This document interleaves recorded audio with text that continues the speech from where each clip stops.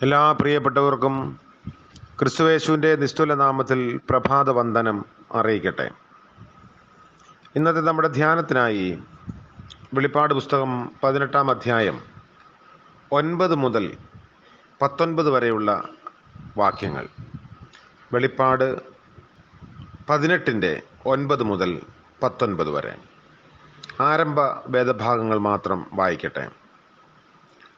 അവളോടുകൂടെ വേശ്യാസംഗം ചെയ്ത് പുളച്ചിരിക്കുന്ന ഭൂരാജാക്കന്മാർ അവളുടെ പീഡന നിമിത്തം ഭയപ്പെട്ട് ദൂരത്ത് നിന്നുകൊണ്ട് അവളുടെ ദഹനത്തിൻ്റെ പുക കാണുമ്പോൾ അവളെ ചൊല്ലി കരഞ്ഞും മാറത്തടിച്ചും കൊണ്ട്, അയ്യോ അയ്യോ മഹാനഗരമായ ബാബിലോനെ, ബലമേറിയ പട്ടണമേ, 1 മണിക്കൂർ കൊണ്ട് നിന്റെ ന്യായവിധി വന്നല്ലോ എന്ന് പറയും.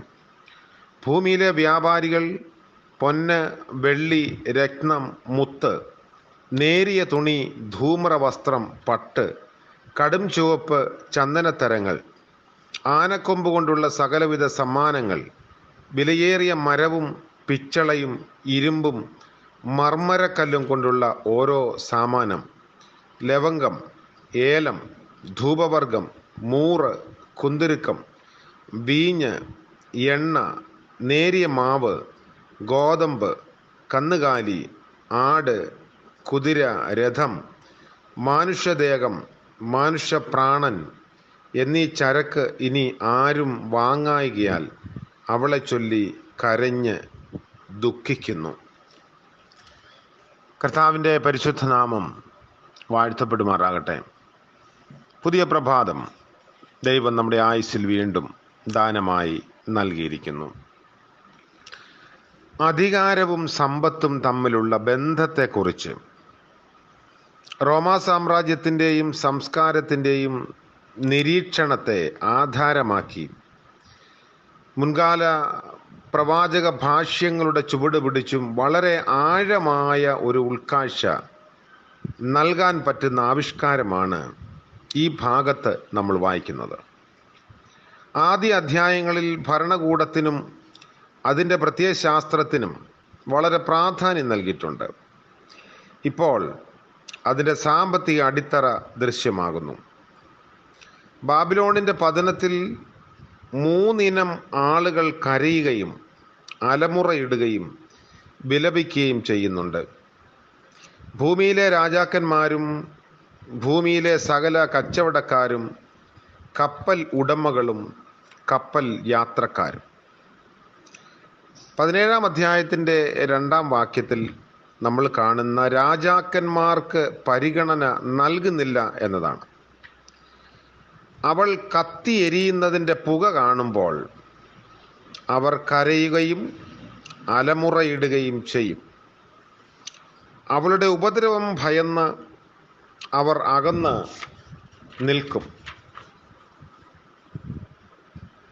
9-ാം അധ്യായത്തിൻ്റെ 5-ാം വാക്യത്തിലും 14-ന്റെ 11-ലും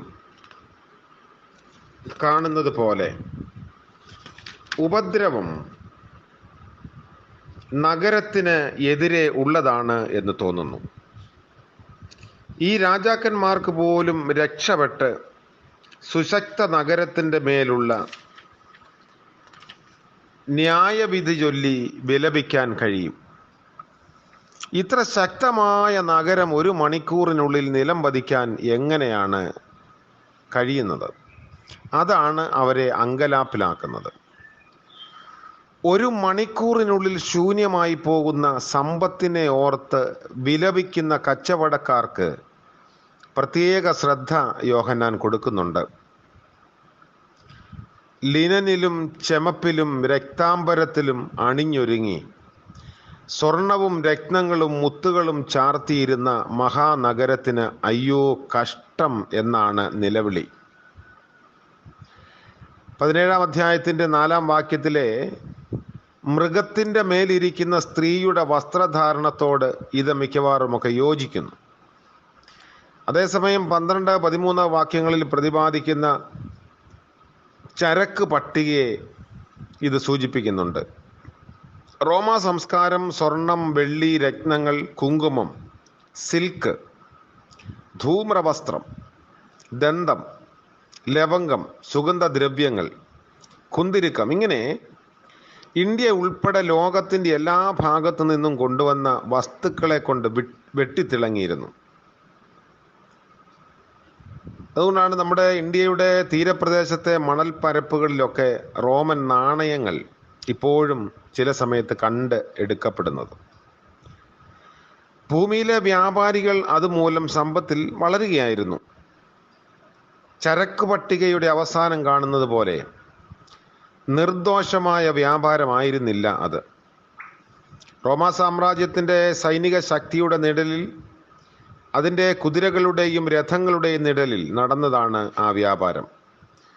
റോമൻ സമ്പദ് വ്യവസ്ഥയും ആഡംബര ജീവിതശൈലിയും നിലനിർത്താൻ ലോകത്തിൻ്റെ എല്ലാ ഭാഗത്തു നിന്നുമുള്ള അടിമകൾ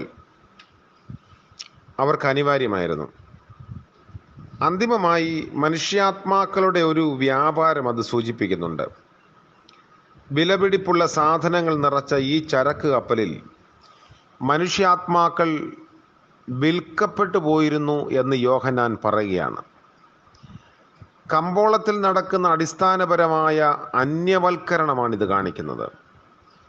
മനുഷ്യർ തങ്ങളുടെ ആത്മാക്കളെ വ്യവസായത്തിൽ മുതൽ മുടക്കുകയും മാമോന്റെ സാമ്രാജ്യം തകരുമ്പോൾ അവർ തങ്ങളുടെ സ്വയം നഷ്ടം ചൊല്ലി വിലപിക്കുകയും ചെയ്യുന്നു.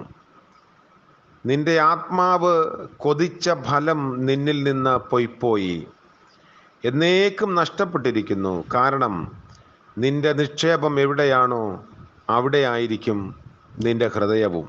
എത്ര ശക്തമായ ഒരു സൂചനയാണ് ദൈവവചനം നമുക്ക് നൽകുന്നത്. കച്ചവടക്കാരായ ശക്തരായ കപ്പൽ ഉടമകളും ഇവിടെ വിലപിക്കുന്നു. റോമൻ സമ്പദ് വ്യവസ്ഥയുടെ നിലനിൽപ്പിൽ പ്രധാനപ്പെട്ട ഒരു പങ്ക് വഹിച്ചവരും അതിലൂടെ ധനികരായവരുമാണ് അവർ. റോമൻ പട്ടാളത്തിൻ്റെ കരുത്തിനെക്കുറിച്ച് യോഹന്നാൻ ഒന്നും പറയുന്നില്ല. ഒരു വലിയ അന്തർദേശീയ കമ്പോളത്തിലാണ് ശ്രദ്ധ കേന്ദ്രീകരിച്ചിരിക്കുന്നത്. റോമൻ നാണയങ്ങളില്ലാതെ ആർക്കും വാങ്ങാനോ വിൽക്കാനോ കഴിയാത്ത അവസ്ഥ. ആ നാണയത്തിൻ്റെ പതനമെന്ന് പറഞ്ഞാൽ അതിന് ഇനി ഒന്നും വാങ്ങാൻ കഴിയില്ല എന്നാണ് അർത്ഥം. മനുഷ്യരാശിയെ മുഴുവൻ അടിമത്തത്തിലാക്കിയ കമ്പോളം ആകെ പൊളിഞ്ഞ് പോയിരിക്കുന്നു. അതുകൊണ്ടാണ് വ്യാപാരികൾ വിലപിക്കുന്നത്. പുതിയ പ്രഭാതം നമുക്ക് ദൈവം ദാനമായി നൽകുമ്പോൾ ഈ വേദഭാഗം നമ്മോട് പങ്കുവയ്ക്കുന്ന സത്യത്തെ മറക്കാതെ ഉള്ളിൽ സൂക്ഷിക്കേണ്ടിയിരിക്കുന്നു. കാരണം 1 മണിക്കൂർ കൊണ്ട് റോമ വ്യവസ്ഥിതികൾ, സമ്പത്ത്, മറ്റ് ആഡംബരങ്ങളെല്ലാം ഇല്ലാതെയായി പോയി എന്നതാണ്. അതിൻ്റെ പുക കാണുന്നു. ഇതൊരു വലിയ യാഥാർത്ഥ്യത്തിലേക്കാണ് വിരൽ ചൂണ്ടുന്നത്. തങ്ങളുടെ സമ്പത്തിൽ ആശ്രയിക്കുകയും തങ്ങളുടെ സ്വാധീനത്തിലും സൗന്ദര്യത്തിലും അറിവിലും അഴകിലുമൊക്കെ അഹങ്കരിക്കുകയും ചെയ്യുന്നവർക്കുള്ള വലിയൊരു മറുപടിയാണ്, നമ്മൾ കെട്ടി പൊക്കിയതെല്ലാം നിലംപരിചാകാൻ നിമിഷങ്ങൾ മതി. ദൈവവചനം നമുക്ക് നൽകുന്ന വലിയ സൂചനയാണ്. അതുകൊണ്ട് പുതിയ പ്രഭാതത്തിൽ നമ്മളെ തന്നെ നമുക്ക് വിലയിരുത്താം. സങ്കീർത്തനക്കാരൻ പാടിയല്ലോ, മനുഷ്യരിൽ ആശ്രയിക്കുന്നതിനേക്കാൾ യഹോവയിൽ ആശ്രയിക്കുന്നത് നല്ലത്, പ്രഭുക്കന്മാരിൽ ആശ്രയിക്കുന്നതിനേക്കാൾ യഹോവയിൽ ആശ്രയിക്കുന്നത് നല്ലത്. നമ്മുടെ ആശ്രയം നിലം പതിക്കുമ്പോൾ നമ്മൾ വല്ലാതെ ഭാരപ്പെട്ടു പോകേണ്ടി വരും. മറ്റൊരു കാര്യം നമ്മളെ ഓർമ്മിപ്പിക്കുന്നു, നമ്മുടെ ആത്മാവ് കൊതിച്ച ഫലം പൊയ്പോയി, അത് നഷ്ടപ്പെട്ടിരിക്കുന്നു. നമ്മുടെ ശ്രദ്ധ എവിടെയാണോ, അല്ലെങ്കിൽ നമ്മുടെ ഹൃദയം എവിടെയാണോ, നിക്ഷേപം എവിടെയാണോ, അത് നമ്മുടെ സങ്കടത്തിന് കാരണമായേക്കാം. കർത്താവ് നൽകുന്ന ദാനങ്ങളെ നന്നായി ആസ്വദിക്കാൻ, ഉപയോഗിപ്പാൻ സന്തോഷിപ്പാൻ നമുക്ക് സാധിക്കട്ടെ. ആശ്രയം യേശുവിൽ എന്നതിനാൽ ഭാഗ്യവാൻ ഞാൻ എന്ന പാട്ടുകാരൻ്റെ പാട്ട് വളരെ അന്വർത്ഥമാണ്. നമുക്ക് പ്രാർത്ഥിക്കാം. കാരുണ്യവാനായ വാഴ്ത്തപ്പെട്ട ഞങ്ങളുടെ ദൈവമേ, സ്വർഗീയ പിതാവേ, അനുഗ്രഹീതമായ പുതിയ പ്രഭാതം ദാനമായി നൽകിയതോർത്ത് സ്തോത്രം ചെയ്യുന്നു. രാത്രിയിലെ നിശബ്ദതയും നിദ്രയും ഞങ്ങൾക്ക് ദാനമായി നൽകി ജീവനുള്ളവരുടെ ദേശത്ത് യഹോവയുടെ നാമം വിളിച്ചപേക്ഷിപ്പാൻ തക്കവണ്ണം പുതിയ പ്രഭാതം ദാനമായി നൽകി. ഇന്നത്തെ പകൽക്കാല ജീവിതത്തിൽ കർത്താവിൻ്റെ കരുണ കൂടെ ഇരുന്ന് ഞങ്ങളെ വഴി നടത്തണമേ. ആവശ്യങ്ങളിൽ കർത്താവെ അവിടുന്ന് ഞങ്ങൾക്ക് ആലോചന നൽകണമേ. ഞങ്ങളുടെ കാലുകൾ ഇടറിപ്പോകാതെയും മനസ്സ് പതറിപ്പോകാതെയും സൂക്ഷിച്ചു കൊള്ളണമേ. പ്രഭാതം മുതൽ പ്രദോഷം വരെയും സകല ആവശ്യങ്ങളുടെ മധ്യത്തിൽ അവിടുന്ന് കൂടെ ഇരിക്കണം. ഇന്ന് ജന്മദിനം ആഘോഷിക്കുന്ന പ്രിയപ്പെട്ടവർ, വിവാഹ വാർഷികം ആഘോഷിക്കുന്നവർ, അങ്ങനെ ജീവിതത്തിൻ്റെ നന്മകളെ ഓർത്ത് ദൈവത്തെ സ്തുതിക്കുന്നവരോടും കൂടെ ഇരിക്കുകയും പുതിയ നല്ല അനുഭവങ്ങളെ കർത്താവ് ദാനം ചെയ്യുകയും ചെയ്യണമേ. സങ്കടത്തിലും പ്രയാസത്തിലും ദുഃഖത്തിലുമായിരിക്കുന്നവർക്ക് ആശ്വാസവും പുതിയ വഴിയും അവിടുന്ന് നൽകണമേ. യേശു മശിഹ മൂലം പ്രാർത്ഥിക്കുന്നു. കൃപയോടെ കേൾക്കുമാറാകണമേ. ആമേൻ.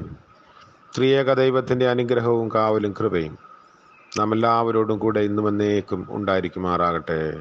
ആമേൻ.